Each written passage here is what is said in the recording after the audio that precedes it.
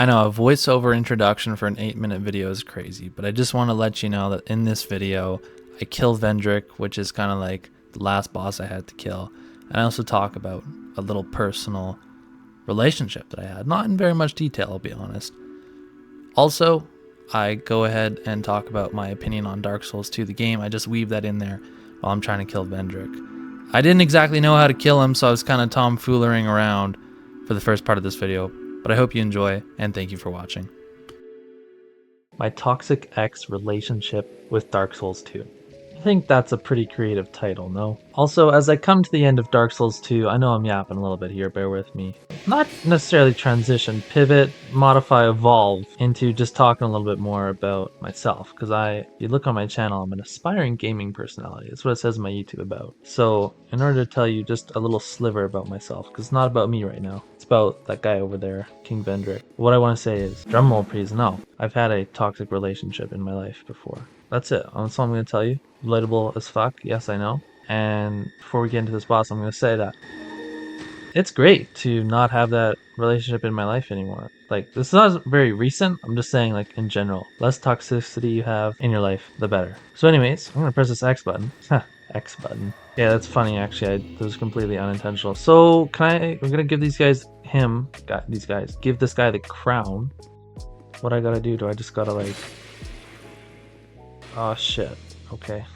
I don't know what I did wrong there. So I was told to bring the 3 crowns to him. I know I have them in my inventory. Maybe I gotta go up here. That makes sense, right?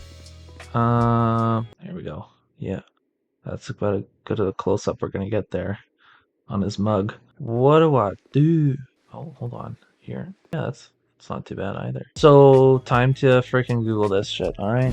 I just learned a lot that I definitely would not have freaking figured out. So I need 4 Souls of a Giant in my inventory, because if not, his defense is multiplied by 32. His defense is multiplied by 32. So I'm not going to be able to kill him. And also, apparently you just swing at the dude that's walking around in circles. Not this guy. So I'm sorry. I'm sorry, dude. I know, like, we're in a memory right now, but I'm sorry, okay? So I'm going to leave you alone. I need to get these Souls of Giants. Okay, let me cook! Those are Death Star delts, okay? If you've ever heard Derek MorePlatesMoreDates.com, anyone? Okay, no. Also, I was going to say, this is part of the Toxic Ex relationship. This is the love. Ash and Mistheart areas are so freaking cool. Actually getting some good lore here. And, like, dude, you literally are time traveling. Oh, the Ash and Mist is thinning. Alright, we'll just go in.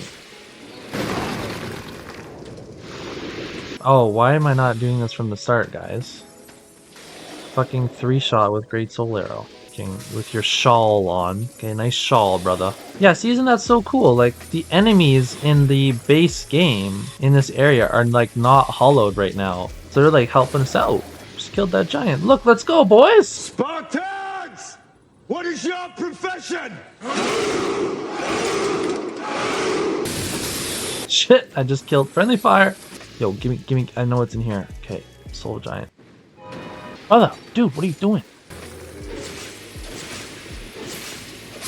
Yeah, the one-handed moveset is so much quicker. I gotta use that. Yes. How sweet the sound.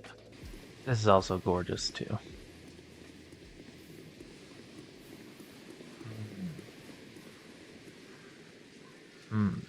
Okay, so we got all 4, and I suppose we could add that to the list of things that irks us. Some toxicity about Dark Souls 2 is it's quiet, keeps the truth from us. We have to figure things out, very cold. But I'm just thinking about, like, Dark Souls 1. Was I reasonably able to figure out, find places and do stuff on my own? Answer is yes. But I mean, is Dark Souls 2 fair to compare to? It's the simple child. It's perfect. And Dark Souls 2 tried quite a bit. Yeah, like, this is another example. Like, it's kind of just so cruel. Like, you ring these bells unknowingly that's actually what spawns enemies in. There's just so much traps and trickery in place that you have no inkling of a chance. I was thinking of a word for a long time there. Go with inkling. No inkling of a chance to, like, know how to properly do something. And that is just the Dark Souls formula, right? Like, you die, you learn, and go from there. But I don't know. I feel like there should be some sort of mechanism in place that if you really think things out or aren't careless, you get rewarded for it. Other than just,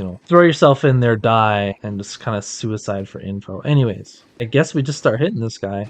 Ugh. Yep, that'll do. Oh shit. I didn't even know bro was...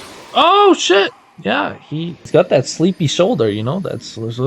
Yeah, carelessness and dying. Yeah, so he hits like a truck. Ridiculous run back, by the way. See how many enemies there are here? That's a toxic thing. Alright, so let's do it.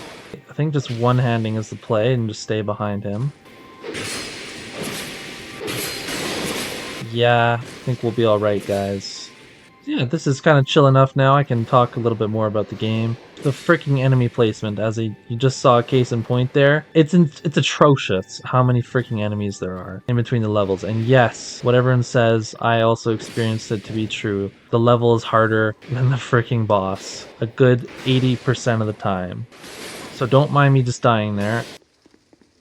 Whoa, okay. For some reason, no, you can't just roll past them. No, you gotta freaking hit them.